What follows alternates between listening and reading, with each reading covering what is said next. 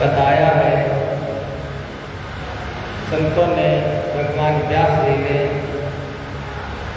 सर्वोपनिषदों गावो, जितने भी उपनिषद हैं उनकी सबकी संज्ञा दी गाय की। दोग्धा गोपाल नंदना,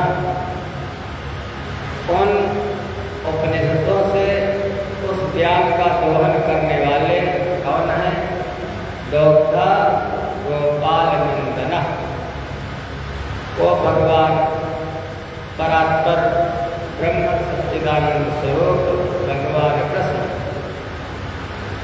उस उपनिषद रूपी गाय को दुहने वाले।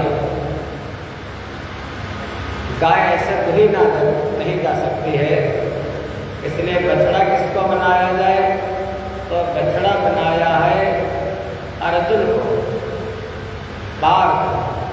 पार्थो वत्सः, अर्जुन को बछड़ा बनाया। दुग्धम गीतामृतम महित, उन वेद शास्त्रों का सार, उन उपनिषदों का सार, उसको परमात्मा ने दुह लिया अर्जुन को बछड़ा बना करके। ऐसे श्रीमद् भगवद गीता जी जो सारी उपनिषदों का सार है, उनके शरण में हम आ जाए, समझो भवसागर से बेड़ा हमारा सब अपार है। इसलिए दो बार अपने मन को शांत करने के लिए, क्योंकि हमारा मन बहुत जल्दी भटकता है। चित्त भगवान का नाम लेने से शांत होता है। दो बार भगवान का नाम लेते हैं, उसके बाद कृष्णा गोविंद गोविंद गोपाल नंदलाल, राधे गोविंद गोविंद गोपाल नंदलाल।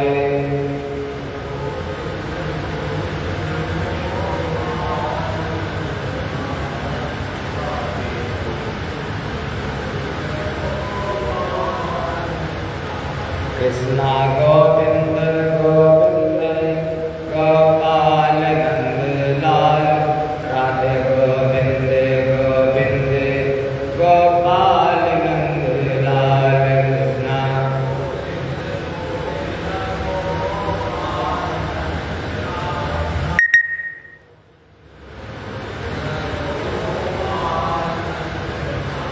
कृष्णा गोविंद गोविंद गोपाल नंदलाल, राधे गोविंद गोविंद गोपाल नंदलाल।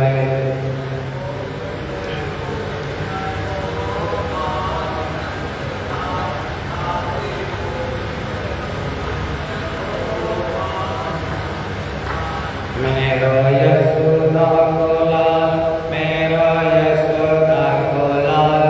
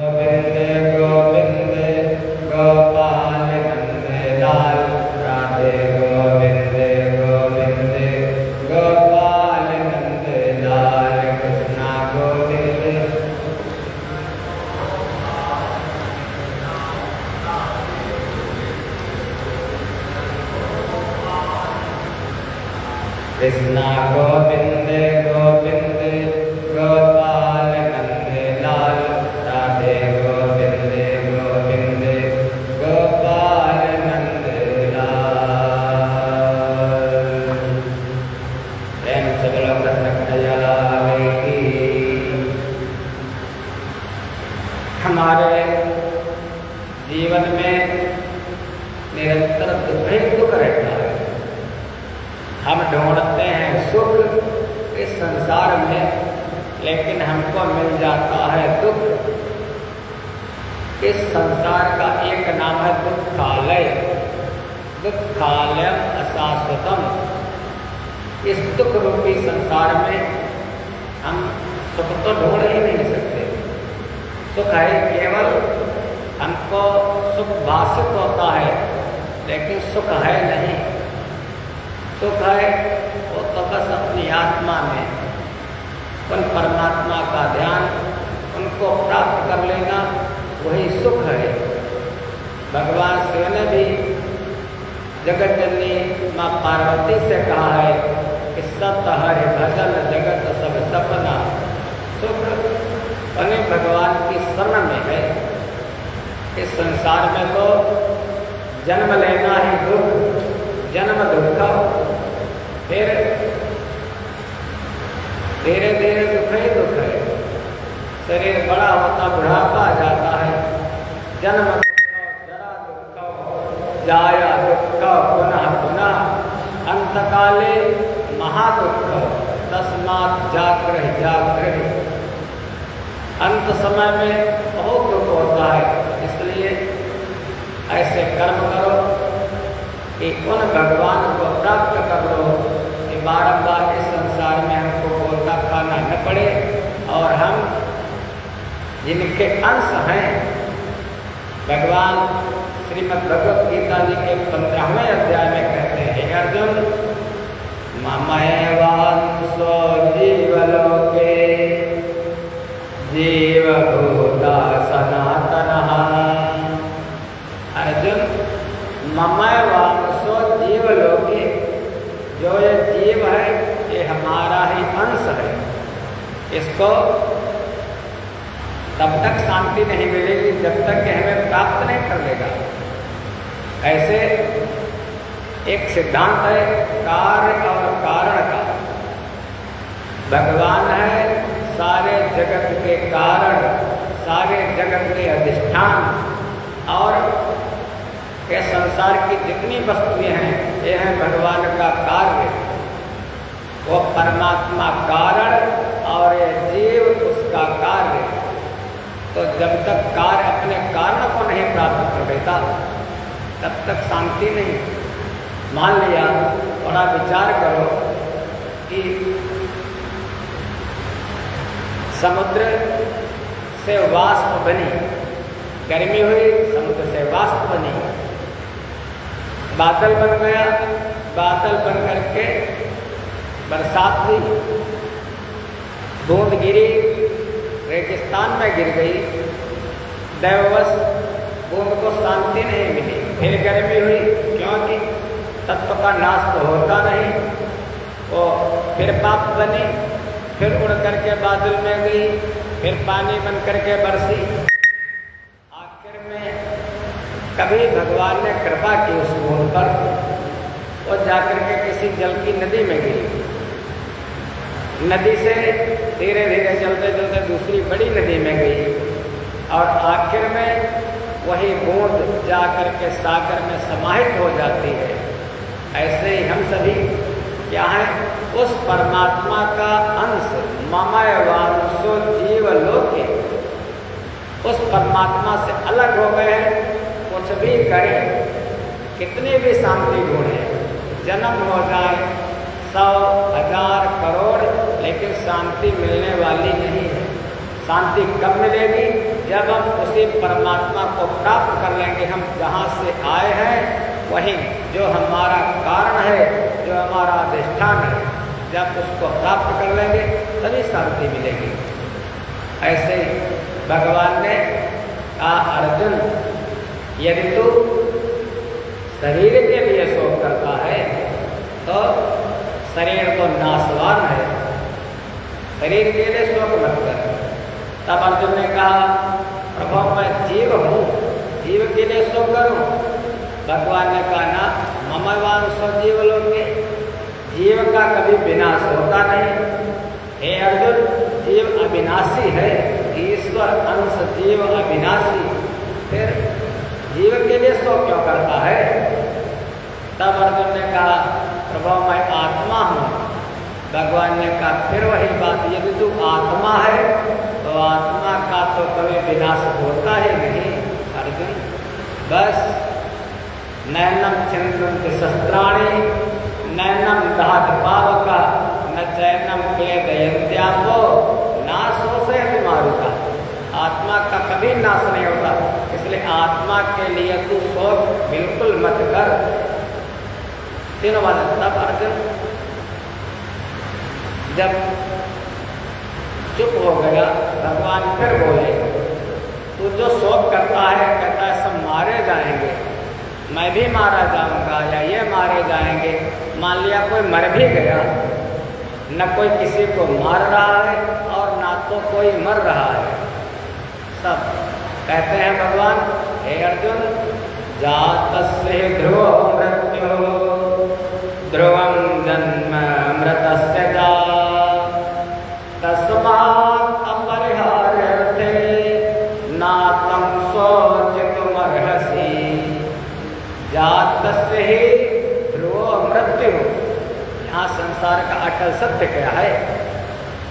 हम लोग बार बार जब जाते हैं किसी के पार्थिव शरीर में, तो वहाँ पर यही बोला जाता है कि राम नाम अगर कुछ सत्य है तो भगवान का नाम।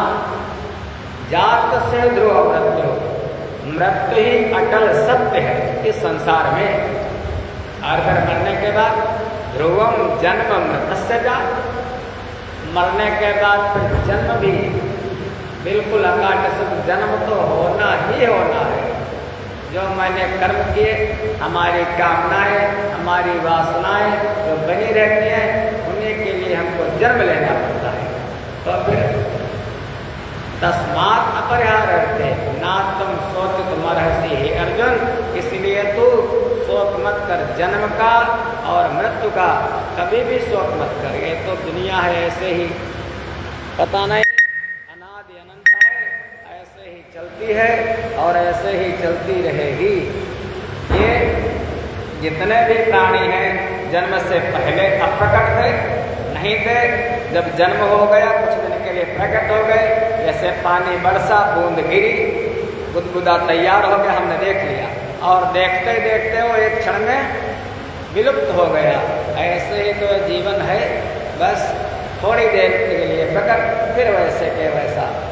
क्योंकि एक बात और है, इस आत्मा को बहुत से महापुरुष इसका जो चिंतन कर लेते हैं, वो आश्चर्यवत् पश्यति कश्चिदेन आश्चर्यवत् वदति तथैव चान्यः आश्चर्यवच्चैनमन्यः शृणोति श्रुत्वाप्येनं वेद न चैव कश्चित्।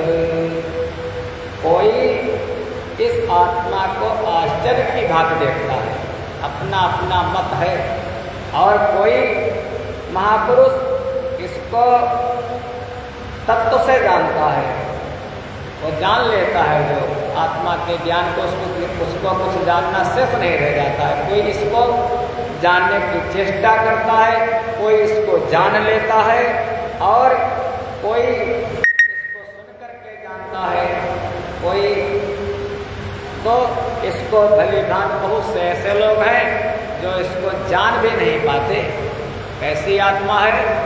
तो कठोपनिषद में एक मंत्र आया है, एक ऋचा आई है, बालाग्रशतभागस्य शतधा कल्पितस्य च भागो जीवः स विज्ञेयः। आत्मा के स्वरूप का वर्णन किया है वेद की ऋचाओं में। कैसा? केवल थोड़ा सा एक उदाहरण दिया है। बालाग्र शतभागस्य, बाल का अग्रभाग, जो जो बाल होता है ना रोम, उसका जो अग्रभाग बाल की नोक, उसके 100 टुकड़े करो बाल की नोक के, और फिर उन 100 टुकड़ों के 1000 टुकड़े करो, फिर 1000 टुकड़ों के 10,000 टुकड़े करो। वो जो भाग होगा भागो जीवा सविज्ञेय, वो भाग होगा आत्मा का। ऐसा वर्णन वेद की ऋचाओं में आया। वो मन बुद्धि वाणी से परे है महाराज। और वो आत्मा ये भी विचार करो, एक देशी है या सर्वदेशी, एक ही जगह में रहता है या हर जगह व्याप्त है। वो आत्मा अपरिच्छिन्न है, देश की सीमा से, काल की सीमा से और परिस्थिति की सीमा से, क्योंकि वो सर्वदेशी, हर देश में रहने वाला, एक ही साथ हर देश में रहने वाला है, एक ही साथ हर काल में रहने वाला है। कल भी था, आज भी है, आगे भी रहेगा। और एक ही साथ हर परिस्थिति में भी रहने वाला है। कोई भी परिस्थिति आए वो महाराज अपरिच्छिन्न, देश काल और वस्तु की सीमा से वो अपरिच्छिन्न है। वही शुद्ध बुद्ध मुक्त आत्मा है।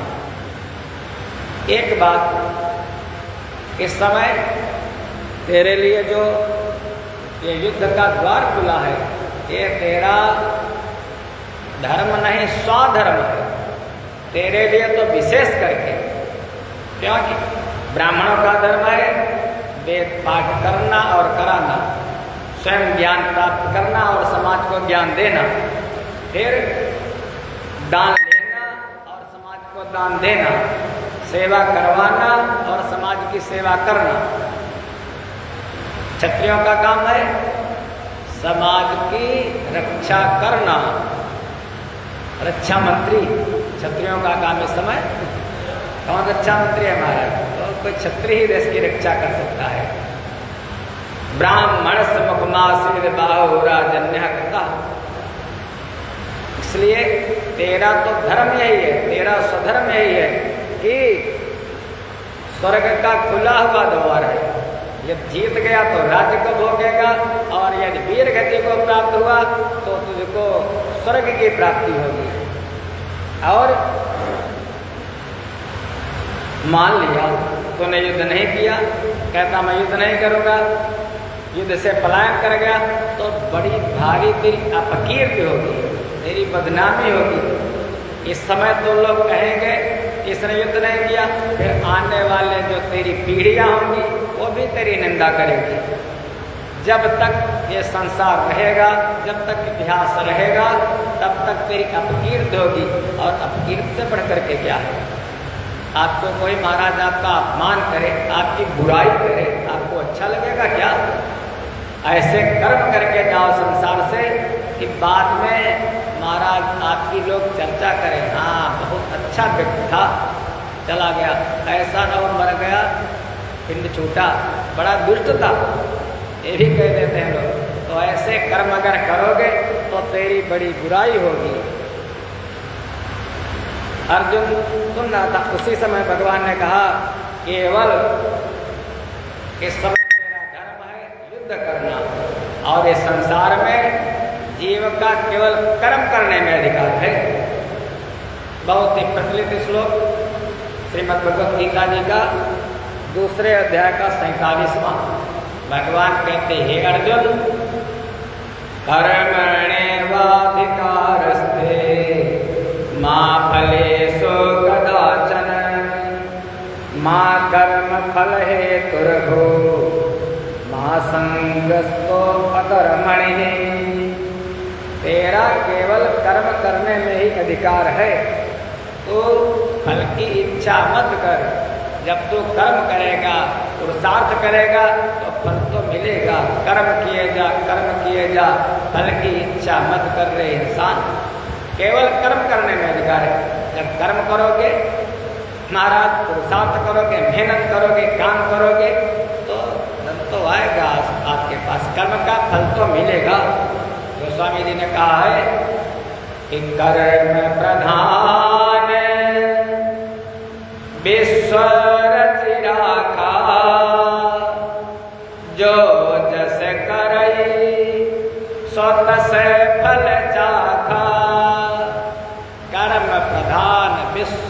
शाखा।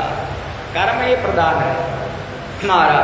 जैसा कर्म करोगे, और हम लोग करते क्या है, हम लोग कहते हैं अरे तो भगवान चाहेंगे वो होगा। भगवान, हम लोग ये भूल जाते हैं, ये वाली चौपाई भूल जाते हैं। हम लोग कहते हैं वही है ईश्वर जो राम रचि राखा, को करे तर्क बढ़ावा शाखा। आलसी आदमी ये कहते हैं, पुरुषार्थी आदमी नहीं कहते हैं। पुरुषार्थी आदमी तो कर्म में विश्वास करते हैं, क्योंकि हम अपना कर्म करते रहे। जो कुछ होना है वो तो होगा ही होगा। हम होने को कभी टाल नहीं सकते। हमारे प्रारब्ध में होगा, हमारे भाग्य में होगा। कहते हैं विधना ने जो लिख दिया छठी रात के अंक, राई घटे न तिल बढ़े रहो रे जीव निशंक। हम जरा सा भी उसमें फेर बदल नहीं कर सकते, जरा सा भी किंचित। यही एक बार की बात, महाभारत के आदि वक्ता हैं वैशंपायन जी। पहले मैंने बताया था 2-4 दिन पहले। तो वैशंपायन जी जब महाभारत की कथा सुनाने के लिए बैठे परीक्षित को, परीक्षित के पुत्र जन्मेजय को, जब परीक्षित की मृत्यु हो गई तो जन्मेजय को लगा हमारे पिता की अकाल मृत्यु हुई है। तक्षक ने डस लिया है, लेकिन वो तो जीवन मुक्त हो चुके थे भागवत जी को सुन करके पहले ही। लेकिन पुत्र को लगा कुछ ऐसा उपाय करो महाराज। उन्होंने कहा मैं कथा सुनाऊंगा वैशंपायन जी ने। वैशंपायन जी जब कथा सुनाने के लिए बैठे तो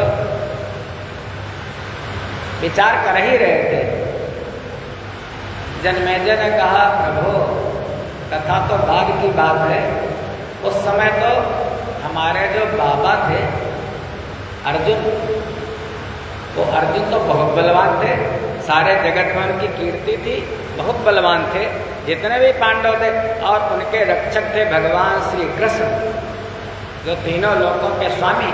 अरे वो तो महाराज जरा देर में अगर मूकम करो दिवाचालम पंकुम लंघे थे गिरिम। फिर ये महाभारत का युद्ध क्यों हुआ? महाभारत का युद्ध शांत कर सकते थे अगर चाहे थे तो। वो कुछ ऐसा करते कि इतने प्राण ना जाते लोगों के, जनहानि ना होती, धनहानि ना होती। वैशंपायन जी कहने लगे जन्मेजय ऐसा है, जो होनी होती, होनी बड़ी बलवान होती है, होनी को कोई टाल नहीं सकता। होनहार भावी प्रबल बिलखि कहो मुनिनाथ, हानि लाभ जीवन मरण यश अपयस विधिहात। हानि लाभ जन्म मृत्यु यश अपयस, कभी यश होता है और कभी अपयस हो जाता है, तो अपने हाथ में नहीं है। दुखी मत होना, वो सब विधि हाथ ब्रह्मा जी के हाथ में है। कहने लगे देखो होनी है जन्मेजय। जन्मेजय ने कहा कौन सी होनी? कहने लगे कुछ समय बीतेगा, तुम्हारे यहाँ तुम्हारे राज्य में कोई घोड़ा बेचने वाला आएगा। घोड़ा मत लेना, घोड़ा खरीदना मत। जन्मेजय ने कहा गुरुदेव आप क्या? क्या बिल्कुल नहीं खरीदूंगा। गुरुदेव ने कहा खरीदोगे, ये होनी है। कहने लगे अच्छा मान लिया घोड़ा खरीद भी लेना, तो काले वाले घोड़ा मत खरीदना। काला घोड़ा, सफेद लेना अलग बात है, लेकिन काला घोड़ा मत लेना। जन्मेजय ने कहा बिल्कुल नहीं लूंगा। गुरुदेव ने कहा लोगे, होनी है, काले घोड़ा खरीदोगे, लेकिन मान लिया हमारी बात मान लेना, काला घोड़ा खरीद भी लेना तो काले घोड़े पर सवारी मत करना, बैठना मत। लेकिन जन्मेजय बैठोगे, विधि का विधान है। बैठ भी लेना अगर तो शिकार खेलने के लिए मत जाना, लेकिन जाओगे, विधि का विधान है। मान लिया शिकार खेलने चले भी जाना तो फिर किसी भी दिशा में जाना, लेकिन दक्षिण दिशा की तरफ मत जाना। लेकिन जन्मेजय जाओगे, जन्मेजय ने कहा नहीं कहूँगा। कहने लगे जाओगे, विधि का विधान। कहने लगे फिर अगर दक्षिण दिशा में चले भी जाना तो वहाँ पर एक युवती मिलेगी, उस युवती को देख करके मोहित मत होना, लेकिन मोहित हो जाओगे। और विवाह के लिए कहेगी विवाह मत करना, लेकिन विवाह करोगे, विधि का विधान है। जन्मेजय ने कहा नहीं करूँगा। कहने लगे करोगे। कहने लगे फिर तुम यज्ञ मत करना, विधि का विधान है। जन्मेजय कहने लगे गुरुदेव कैसी बात करते हो? ठीक है आपकी आज्ञा है। कहने लगे यज्ञ करना, लेकिन करोगे यज्ञ करना तो उसमें आचार्यों को बुलाना, लेकिन थोड़ा वृद्ध आचार्य हो, जो युवा आचार्य हो, जवान, उन आचार्यों को मत बुलाना, युवा आचार्यों से मत, लेकिन करवाओगे, आचार्यों का वर्ण करोगे। उसी समय यदि आचार्य आपकी पत्नी को कुछ कह दे तो उस आचार्य का अहित मत करना, लेकिन करोगे, आचार्य तुम्हारी पत्नी से कुछ कहेगा और तुम आचार्य का वध कर दोगे, सर काट दोगे, लेकिन करो। अरे ऐसी बात मैं देखने की बिल्कुल नहीं करूँगा गुरुदेव। कहेंगे करोगे, तब जब कर दोगे तब तुमको ब्रह्म हत्या लगेगी, और ब्रह्म हत्या लगने से तुम्हारे शरीर में कुष्ठ हो जाएगा, वही तुम्हारी मृत्यु का कारण बनेगा। वही आगे चल करके जैसा जैसा बताया था गुरुजी ने वैसे वैसा हुआ। कहते हैं तुलसी भरोसे राम के, निर्भय हो के सोए, अनहोनी होती नहीं, होनी होए सो होए। प्रारब्ध बहुत बलवान है, जो आपके प्रारब्ध में है वो महाराज बिल्कुल कोई उसको काट भी नहीं सकता है।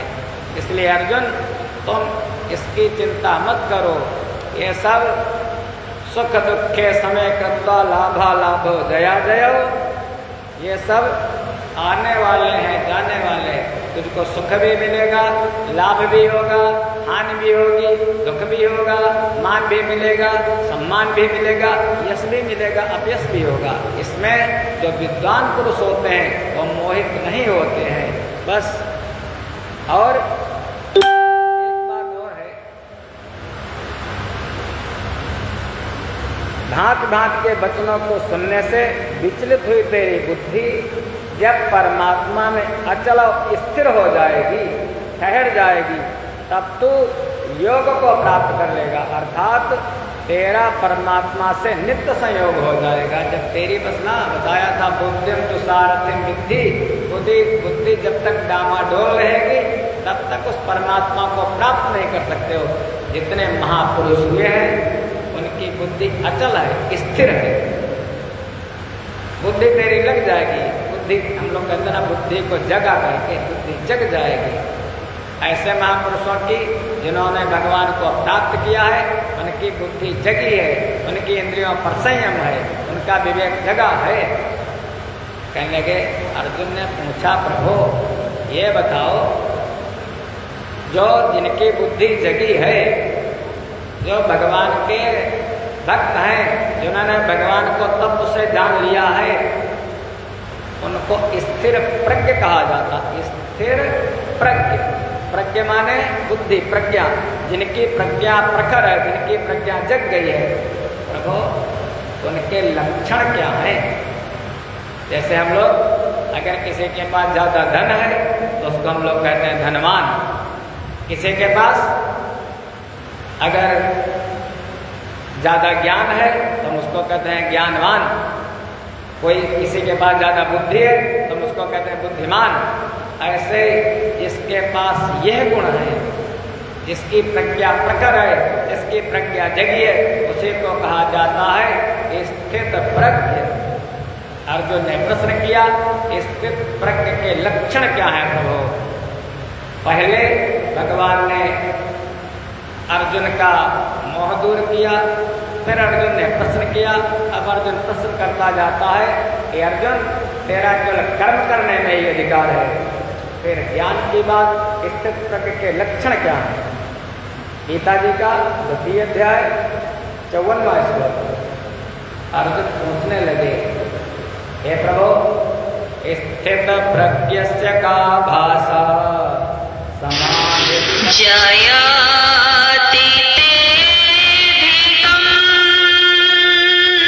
सर्वान् पार्थमनोगतान् आत्मन्येऽत्मना तुष्टः स्थित प्रज्ञश्चोच्यते प्रजहाति यदा कामान। इनकी सारी कामनाएं समाप्त हो गई हैं, कोई भी कामना जिनके अंदर शेष नहीं, क्योंकि अगर कामना रहेगी तो हमको दोबारा जन्म मिलेगा।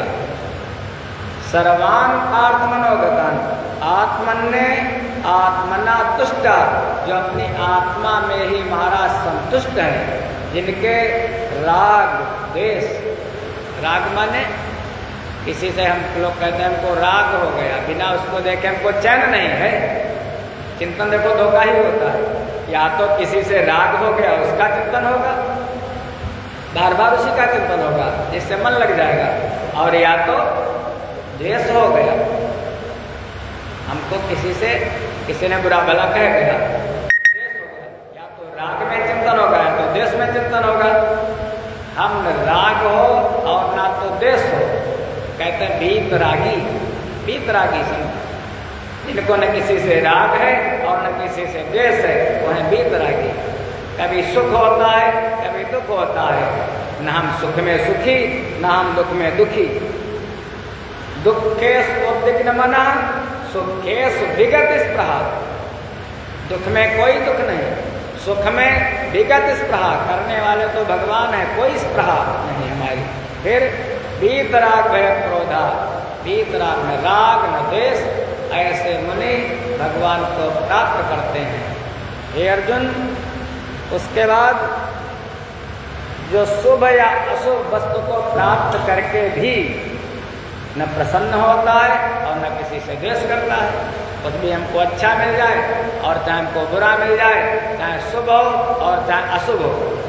हम लोग विचार करते हैं, घर से निकलते हैं, किसी ने छींक दिया, शास्त्र कहता है शकुन या अपशकुन है तो मानना चाहिए, लेकिन भगवान कहते हैं जो ज्ञानी महापुरुष है वो कोई विचार नहीं करते हैं महाराज, चाहे शुभ हो या अशुभ हो, हमारे साथ तो हमारे भगवान हैं, बस हम क्यों चिंता करें, चिंता करे बलाए हमारी। फिर यदा संहरते चायं कूर्मोऽङ्गानीव सर्वशः इन्द्रियाणीन्द्रियार्थेषु तस्य प्रज्ञा प्रतिष्ठिता प्रजहाति यदा कामान। जिसकी सारी इंद्रियां, जैसे कोई कछुआ, आप लोगों ने देखा होगा जल के अंदर रहता है, पानी में कछुआ रहता है। आप अभी उस दिन गए थे बाबा पशुपतिनाथ, चारों तरफ तालाब है और वहाँ पर मछलियाँ भी हैं, कछुए भी हैं बहुत से। जैसे अगर किसी ने जरा सा भी उसके कोई पत्थर मारा, कोई ढेला मारा, तो अपने सारे अंगों को, या किसी जीव ने प्रहार किया, अपने सारे अंगों को खींच लेता है, समेट लेता है अपने अंदर। ऐसे ही हमको कछुआ से ये शिक्षा लेनी है। महाराज दत्तात्रेय जी ने 24 गुरु बनाए थे, श्रीमद् भागवत जी में कथा आती है। कछुआ से हमको ये शिक्षा लेनी है, अपने सारे अंगों को माने अपने सारी इंद्रियों को समेट लेना। यदा संहरते चायं कूर्मोऽङ्गानीव सर्वशः, जैसे कछुआ अपने सारे अंगों को समेट लेता है, ऐसे ही बस हमारा अपनी इंद्रियों पर दृढ़ संयम भाई। लेकिन इंद्रियां बलवती हैं, इंद्रियां तो जाएंगी, इधर मन होगा उधर ही इंद्रियां जाएंगी। लेकिन हम क्या करें, बार बार खींच करके, भगवान कहेंगे आगे वाले गीता के 6वें अध्याय में कि हे अर्जुन, अर्जुन कहेगा प्रभु मैं कैसे रोकूं, हमारा मन बहुत चंचल है, इंद्रियां चारों तरफ भागती हैं। अर्जुन प्रश्न करेगा 6वें अध्याय में कि हे प्रभु चंचलं हि मनः कृष्ण प्रमाथे बलवदृढं तस्याहं निग्रहं मन्ये वायोरिव सुदुष्करं मन को रोकना बहुत कठिन है।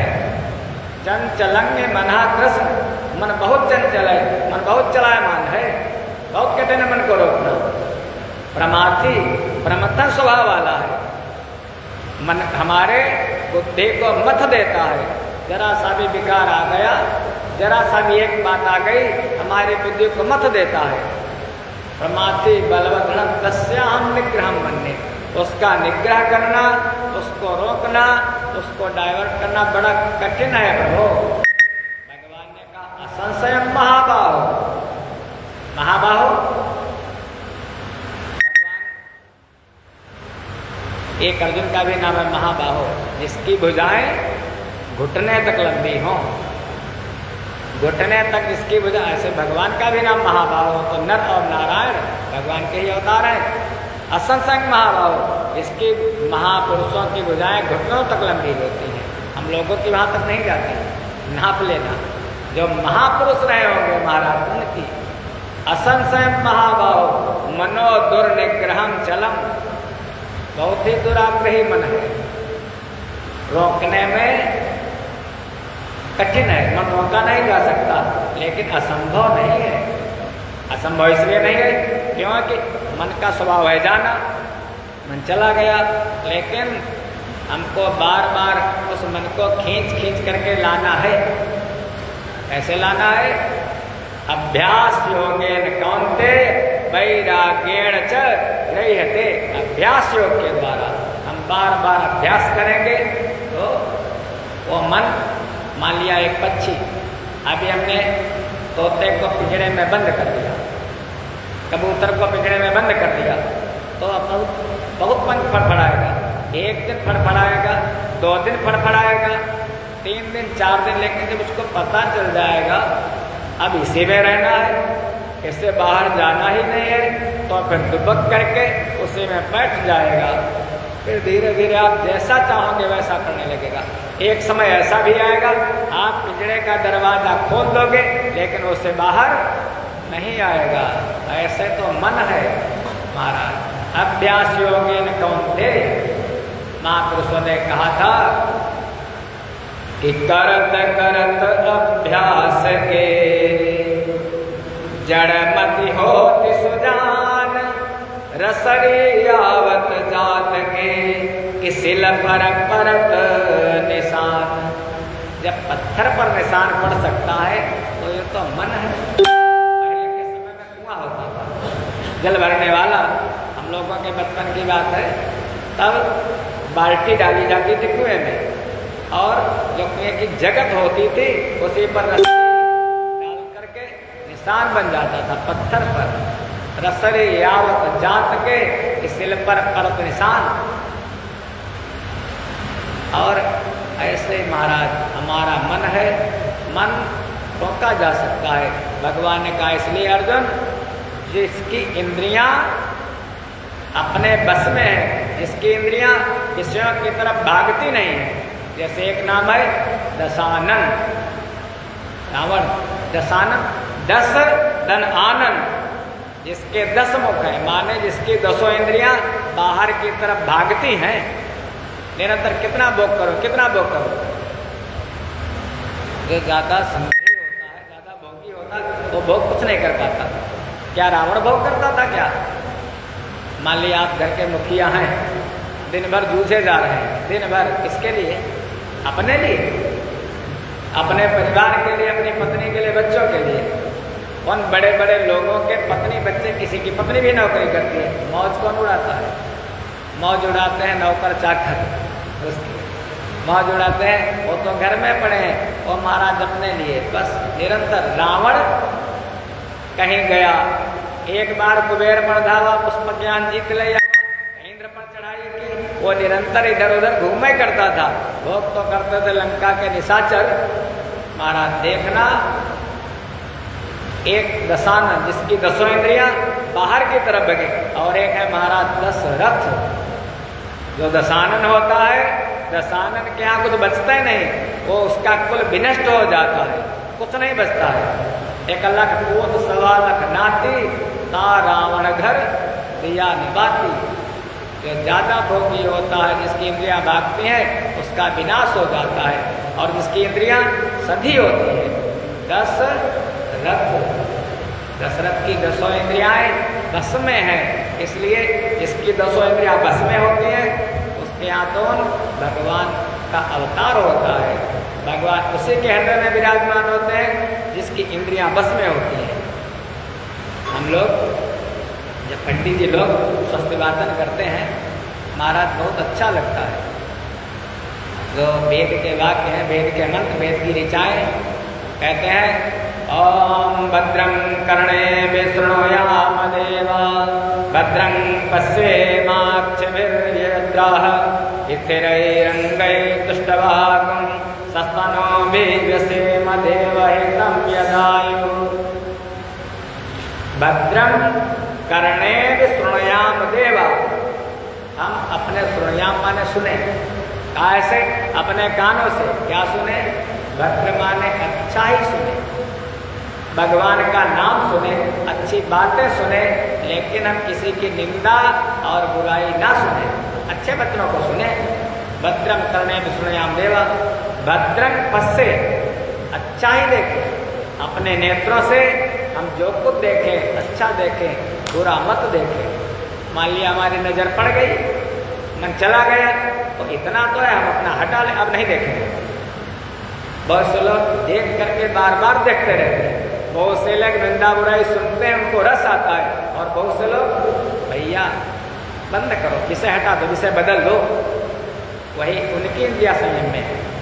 हम देख करके अनदेखा करते हैं, अब नहीं देखेंगे, तो उसी की जो इंद्रियों पर जिसकी विजय है, वही हमारा स्थित प्रज्ञ है। यदा संहरते चायं कूर्मोऽङ्गानीव सर्वशः, इंद्रियार्थेस्य तस्य प्रज्ञा प्रतिष्ठिता। और विषया विनिवर्तन्ते निराहारस्य देहिनः, रसवर्जं रसोपस्य परम दृष्टा निवर्तते। इंद्रियों द्वारा विषयों को ग्रहण न करने वाले पुरुषों के भी केवल विषय तो निवृत्त हो जाते हैं। मान लिया बहुत से ऐसे भी लोग हैं कि हमने इंद्रियों से भोग नहीं किया, हमने नेत्रों से भोग नहीं किया, हमने कानों से नहीं किया, हमने मुंह से नहीं किया, लेकिन मन से, मन हमारा वहाँ पर लगा है, तो फिर हमारा इंद्रियों पर संयम कैसे? वो भी नहीं होना चाहिए। हमारा मन, हमारी आसक्ति बिल्कुल उन विषयों से खत्म हो जाए। क्योंकि जैसे ही कोई विषय हमारे मन में आता है, कोई विषय आया, मान लिया हमारे मन में आया, आज क्या होता, आज हमको रसगुल्ला मिल जाता खाने को तो बड़ा अच्छा रहता, विषय आया, और मैंने चिंतन किया और कुछ कारण बना कि रसगुल्ला हमको नहीं मिला, तो फिर क्या हुआ, तो हमको उसी से धीरे धीरे मोह हुआ, और मोह होने से जब नहीं मिला, हमारी कामना पूरी नहीं हुई, तो हमको क्रोध आया। सबसे पहले विषय आता, तो विषय का हम चिंतन करते हैं। कहते हैं भगवान, हे अर्जुन, ध्यायतो विषयान पुंसः संगस्तेषुपजायते, संगात संजायते कामः, कामात् क्रोधोऽभिजायते। विषयों का चिंतन करने वाले पुरुष की उन विषयों में आसक्ति हो जाती है। जब निरंतर विषयों का चिंतन करते हैं, उनसे हमारा मन लग जाता है, और जब वो हमारा विषय पूरा नहीं होता है, वो वस्तु हमको मिलती नहीं है, तो फिर हमको महाराज क्रोध आता है, और फिर जब क्रोध आता है, क्रोध से ही मोह उत्पन्न होता है। क्रोधादि भव सम्मोहा, सम्मोहात् स्मृति विभ्रमा, फिर हमारी बुद्धि भ्रमित हो जाती है, और बुद्धि भ्रमित होने के बाद स्मृति भ्रंशात् बुद्धिनाशा, बुद्धिनाशात् प्रणश्यति। फिर वो व्यक्ति जब बुद्धि नाश हो जाती है, तो अपनी स्थिति से गिर जाता है और दुख पाता है। ये बताओ, क्या कभी मृग भी सोने का हो सकता था क्या? भगवान राम ने सीता मैया ने जैसे देखा सोने का हिरण, प्रभु जाओ लेकर के आओ ऐसा सुंदर हिरण जो सोना ही सोना, सोने से आसक्ति, सोने से मन लग गया, जाओ लेकर के आनो चर्म कहत भेदे ही ला करके दो। लेकिन लिखा है महाराज संतों ने कि विनाश काले विपरीत बुद्धि, हेममयी कुरंगी, क्या हिरण भी सोने का हो सकता है? लेकिन उस समय महाराज भगवान की बुद्धि भ्रमित हो गई, क्योंकि आगे जो है विपरीत समय आने वाला है। जब विपरीत समय आने वाला होता है तो हमारी बुद्धि भ्रमित हो जाती है। ऐसे ही न राग हो किसी से, न द्वेष हो किसी से। प्रसादे सर्व दुखा नाम हानि रस्योपजायते, न राग द्वेष वियुक्तेषु विषयान इंद्रिय चरण, आत्मोत्सेर विधेयात्मा प्रसादम अधिगच्छति।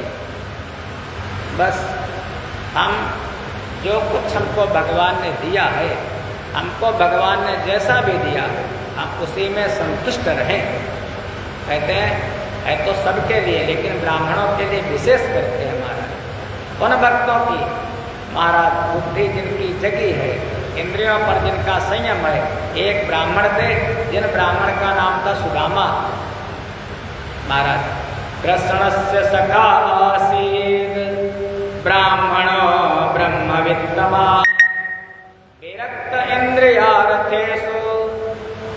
वो भगवान के सखा है, भगवान के मित्र है, लेकिन विरक्त है। ऐसा भागवत जी में आया। विरक्त इंद्रियार्थेषु प्रशांतात्मा जितेंद्रिया, जिनको अपनी आत्मा का अनुभव हो चुका है, जितेंद्रिय है। संतों के लक्षण है महाराज। उनकी पत्नी, वो भी महाराज पत्नी का पति के जीवन में बहुत बड़ा हाथ होता है। एक गाड़ी के दो पहिए होते हैं, जब दोनों बराबर चलते हैं तभी जीवन रूपी गाड़ी बराबर चलती है ना। 3-4 पुत्र हैं, लेकिन केवल 5 घर मांगते हैं। 5 घर में अगर भोजन नहीं मिलता है तो फिर उस दिन भूखे रह लेते हैं। कैसा परिवार है? पत्नी का नाम है सुशीला, बच्चे हैं, बच्चे भी संतुष्ट रहते हैं। ऐसे ब्राह्मण प्रशांतात्मा जितेंद्रिया, तीनों लोगों के स्वामी जो हैं वो तो उनके मित्र हैं तीनों, लेकिन कभी भी मन में विचार ही नहीं आना, अरे उनके पास क्यों जाऊं, क्या उनको मालूम नहीं, हम तो अपने कर्मों का भोग कर रहे हैं। महाराज किया क्या है? सुदामा के लिए किस लिए रोए भगवान? जैसे सुदामा जी जाकर के पहुंचे तो भगवान ने महाराज ऐसे बिहाल बिमाइन सो और कंटक जाल लगे पुन जोए, हाय महादुख पाए सखा तुम आए हितये न कितये दिन खोए। देख सुदामा की दीन दशा करुणा करके करुणा निधि रोए, और पानी परात को हाथ छुओ नहीं, नयन के जल सो पग धोए। ओ सुदामा जी महाराज ऐसे भगवान गले लगाना चाहते हैं सुदामा जी को। बहुत सा दरबार, बहुत से सैनिक लोग खड़े, लेकिन भगवान को कोई भी यह नहीं है कि हमारी बदनामी होगी। गले लगाना चाहते हैं। सखा भगवान जिसको अपना मित्र कह दें उसके लिए क्या है? ऐसे फिर भगवान तो उसी को गले लगाते हैं जिसका अपनी इंद्रियों पर संयम होता है। भगवान लेकर के सुदामा को बाहर नहीं बिठाया। हम लोगों की जब मित्रता होती है तो मित्रता कहाँ तक? ड्राइंग रूम तक बस लाए बाहर भैया बैठो, लेकिन बेडरूम तक कोई नहीं ले जाता, अंतापुर तक कोई नहीं ले जाता है कितना। लेकिन 2 प्रकार के मित्र हैं, एक है दीवाने आम, बहुत से मित्र, और एक होते दीवाने खास। जो दीवाने खास होते हैं उनसे कोई भेद नहीं होता है महाराज। जो सुदामा भगवान के दीवाने खास वाले हैं। एक है अंतापुर में बिठाया, अपने बिस्तर पर बिठा दिया। अपने बिस्तर पर किसको बिठाओ? भगवान से कोई शिक्षा लेनी है। सुदामा की इंद्रियों पर संयम है, सुदामा के जीवन में ज्ञान भी है और वैराग्य भी है। ऐसे ही जब सुग्रीव की मित्रता हुई भगवान राम जी से, सुग्रीव 1 महीना बीत गया, तब भगवान राम जी ने लक्ष्मण से कहा, लक्ष्मण जाओ, सुग्रीव सुधि मोहि विषादी पावा राज कोसपुर नारी। सुग्रीव हमको भूल गया है, लखन जाओ और जाकर के भय दिखाई ले आओ, मारना पीटना मत, भय दिखा करके बुला लाना।